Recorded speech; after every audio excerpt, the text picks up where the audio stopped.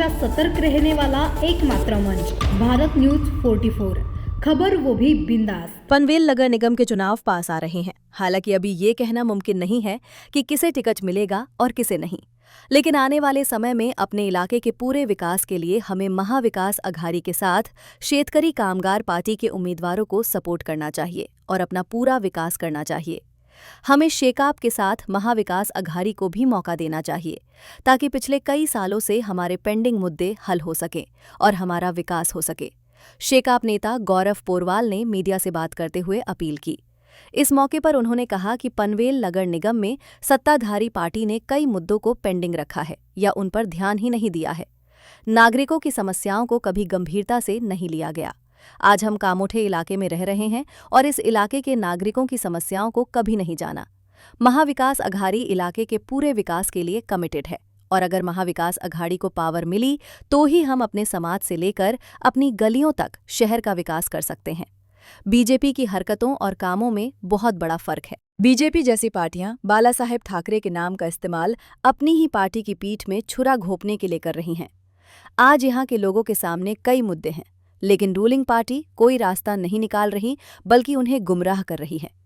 इस समय अगर पनवेल म्युनिसिपल कॉरपोरेशन शेकाप और महाविकास अघाड़ी को दिया जाता है तो शेकाप नेता गौरव पोरवाल ने भरोसा दिलाया कि शेकाप हर वार्ड के नागरिकों की समस्याओं को हल करने के लिए हमारे साथ रहेगी।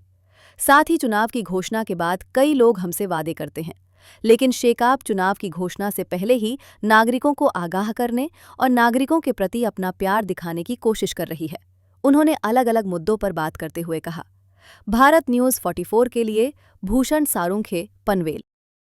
प्रॉपर्टी टैक्स आने के टाइम पे उन्होंने साइन किया सपोर्ट में, लेकिन जब उनका कुछ मांगे पूरी नहीं तो फिर वो उनके अपोज में आके कोर्ट में गए।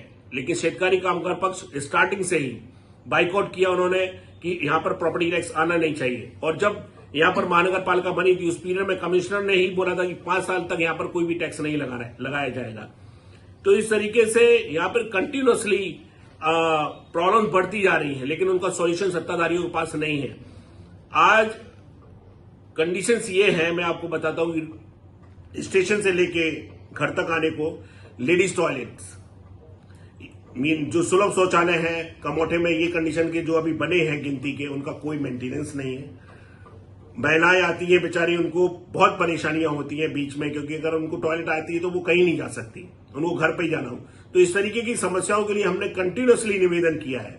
आज जहां पर महाराष्ट्र में गुटखा बंदी है, कमोठे में हम लोगों ने गुटखा बंदी करने के लिए प्रशासन को बोला, लेकिन आज भी अगर आप जाओगे तो हर एक पान पट्टी पे आपको गुटखा मिलेगा।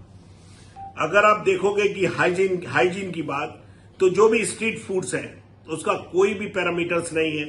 तो ये सारी बातों के लिए फूड डिपार्टमेंट को भी हम लोगों ने लेटर्स लिखे हुए हैं। ये सारे लेटर्स हमारे पास में अवेलेबल हैं। तो मैं जनता से केवल यही बोलना चाहूंगा आपके चैनल के माध्यम से कि जनता शेतकरी कामगार पक्ष महाविकास अघाड़ी की सत्ता को अगर पनवेल महानगर पालिका में लेके आती है तो उनको जो भी मूलभूत सुविधा है उसके लिए कभी उनको परेशान नहीं होना पड़ेगा। इवन जो टैक्सेस है हम लोगों ने, अगर आप देखो कि हमारी जो टैक्सेस अगर ये इतने लिए जाते हैं, आज इतने ज्यादा फ्लैट्स के रजिस्ट्रेशन होते हैं, पूरा पैसा महानगर पालिका के पास जाता है, उसके बावजूद भी यहाँ पर गवर्नमेंट स्कूल्स नहीं है, गवर्नमेंट हॉस्पिटल्स नहीं है। अगर आप जाते हो कि पनवेल महानगर पालिका का जो रुग्णालय है पनवेल में, अगर आप वहां जाओगे तो इतनी भयंकर गंदगी है कि पेशेंट जहां पे सही होने के लिए आएगा तो वो डबल बीमार पड़ जाएगा।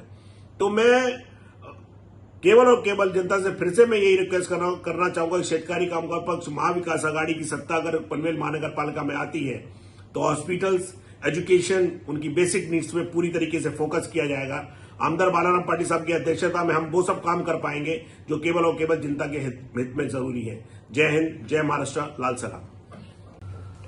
मैं शेतकारी कामगार पक्ष में 2009-10 से काम कर रहा हूं। आमदार बालाराम पाटिल साहब, आमदार विवेक पाटिल साहब के अंतर्गत हमने बहुत सारे ऐसे काम देखे हैं जो केवल और केवल जनता के लिए जरूरी थे। हम लोगों को सत्ता नहीं है, लेकिन जनता के लिए हम लोग 24/7 हमेशा खड़े हुए हैं। उनकी कोई भी समस्या हो उसके लिए हम हमेशा आगे रहते हैं। जहां पे सत्ताधारी केवल और केवल आपने देखा होगा कि 5 साल में जो लास्ट के 3 से 4 महीने बचते हैं उसमें वो आपको दिखाई देंगे। लेकिन शेतकरी कामगार पक्ष ने हमेशा जनता को, चाहे कोरोना काल में आपको पता नहीं होगा, लेकिन मैं आपको बताना चाहूंगा कि आर्सेनिक 31 एक होम्योपैथिक मेडिसिन आई थी जिससे कि इम्यून सिस्टम बूस्ट होता है। वो हजारों की संख्याओं में हम लोगों ने सोसाइटी वाइज बांटा। जो नगर सेवक यहां पे दिखने चाहिए थे, कोरोना काल में कोई भी नगर सेवक नहीं दिखा।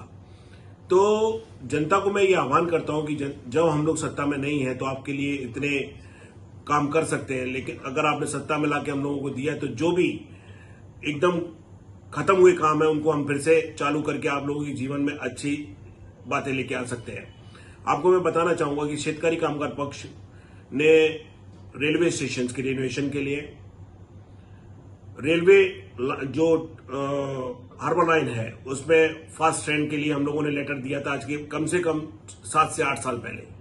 न्यूज़पेपर में भी इसके लिए आया था, लेकिन जो सत्ताधारी हैं उनको ये सब कुछ करने में बड़ी परेशानियां हैं।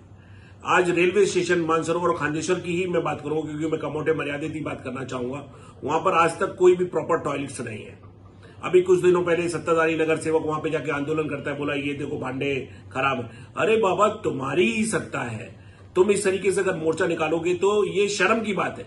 तुम्हारा सत्ता, तुम्हारा प्रशासन, सब कुछ तुम्हारा, उसके बावजूद भी तुम पब्लिक को बेवकूफ बनाने के लिए बार बार कहीं रोड पे आंदोलन कर रहे हो, कोई पानी के लिए आंदोलन कर रहे हो। लेकिन जनता को ये समझना चाहिए कि ये 5 साल में कभी नहीं दिखाई देते हैं। जैसे ही इलेक्शन आता है वैसे ये लोग कैसे दिखने लगते हैं। अगर ये 5 साल प्रॉपर तरीके से काम करेंगे तो जनता को कुछ सोचने की जरूरत ही नहीं है। तो मैं चाहता हूं जनता के थ्रू आज और भी बातें आपको बताता हूं कि आज रोड के खड्डे की वजह से इतना पोल्यूशन है कि लोगों को सांस की तकलीफ होने लगी। आज हमारी जो क्रीक है, खाड़ी, आपने देखा सेक्टर 19 और 21, 22 के पूरे पीछे की जो खाड़ी है इतनी स्मेल करती है, उसका कोई भी सफाई का कोई नियोजन नहीं है। अगर हम लोग सत्ता में आते तो 100% उसको सफाई करके देंगे। उसके बाद लाइट की ये कंडीशन है कि हर ट्यूसडे को लाइट जानी है और कभी भी लाइट का कोई भी टाइमिंग नहीं है, वो विदाउट इंटीमेशन कभी भी लाइट चली जाती है। तो अगर शेतकरी कामगार पक्ष सत्ता में आती है तो यहां पर हम लोग 24/7, अगर सपोज करो इमरजेंसी हर जगह आती है, लेकिन लाइट अपने को 24/7 मिलनी चाहिए। पानी की कंडीशन है कि टैंकर्स में तो पानी आता है, लेकिन लोगों को उनके पाइपलाइन में पानी नहीं मिलता। तो ये समझ में नहीं आता कि टैंकर में पानी कैसे आ रहा है और पाइपलाइन में पानी क्यों नहीं आ रहा है। तो शेतकरी कामगार पक्ष अगर आती है तो 100% 24/7 लोगों को बिल्डिंग में पानी मिलेगा। आपने देखा होगा कि यहाँ पे प्रधानमंत्री आवास योजना बनाई गई है सारे खांडेश्वर और मानसरोवर स्टेशन के सामने, जिसके लिए आमदार बालाराम पाटिल साहब की अध्यक्षता में हम लोगों ने मोर्चा भी निकाला। लेकिन यहाँ के सत्ताधारियों के पास इतनी गलत बातें हैं कि उन लोगों ने ये जो प्रधानमंत्री आवास योजना इनकी बिल्डिंग को स्टार्ट कर दिया। आज ये कंडीशंस है कि लोगों को स्टेशन के आजू बाजू में इतना पोल्यूशन है 4-5 सालों से कि उनकी हालत खराब है।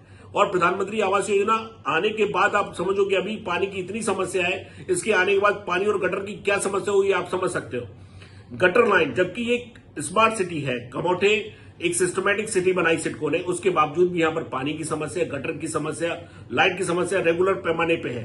पार्किंग की तो ये हालत है कि हम लोगों ने पार्किंग के लिए शेतकरी कामगार पक्ष की तरफ से एक ट्रैफिक पुलिस को एक पैम्पलेट भी अपना लेटर दिया था कि भाई आप यहां पर मल्टी स्टोरेज पार्किंग बनाओ जिससे कि लोगों की पार्किंग समस्या खत्म हो सके। उनके ऊपर हम लोगों ने ये लेटर देके करीब 2 साल हो चुका, लेकिन उनके कानों पे कोई जू नहीं रेंगती। तो इसके लिए हम लोगों को सत्ता में आने की जरूरत है। मैं जनता से यही आह्वान करना चाहूंगा कि ये तो एक मूलभूत, अभी आपके यहां पर देखोगे तो पार्क में 1-2 पार्क को छोड़ दो तो अगर देखा है तो कमोडो पार्क की बहुत कमी है। अभी दिवा पाटिल मैदान भी सिडको अपने अंडर में लेने वाली थी, लेकिन हम लोगों ने आंदोलन करके उसको मैदान को आज अपने पास बचा के रखा है। इस तरीके से कमोटे में 4 लाख की पॉपुलेशन के होने के बावजूद गिनती के 20 भी पार्क नहीं है। और उन पार्क में जैसे आजकल आप देखते होंगे नवी मुंबई में जो वेल इक्विप्ड जहां पे जिम लोग कर सकते हैं, ओपन जिम खोले गए हैं, यहां पर ऐसा नियोजन केवल 1-2 पार्क में आपको मिलेगा, लेकिन उसका कोई भी मेंटेनेंस नहीं है।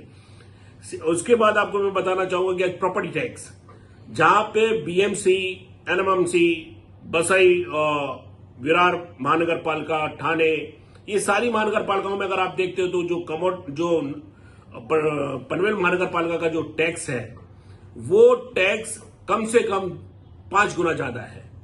2019 तक जहां पर सिडको को हम लोगों ने सर्विस टैक्स दिया, उसके बावजूद भी उन्होंने 16 से लेकर 19, 17 से लेकर 19 ओवरलैप कर दिया है टैक्स को। तो उसके लिए भी शेतकारी कामगार पक्ष ही सबसे आगे आके उन्होंने प्रॉपर्टी टैक्स की लड़ाई की। ऐसे ही नए नए अपडेट्स के लिए देखते रहिए भारत न्यूज 44, सत्य का प्रकाश, खबरों का विश्वास।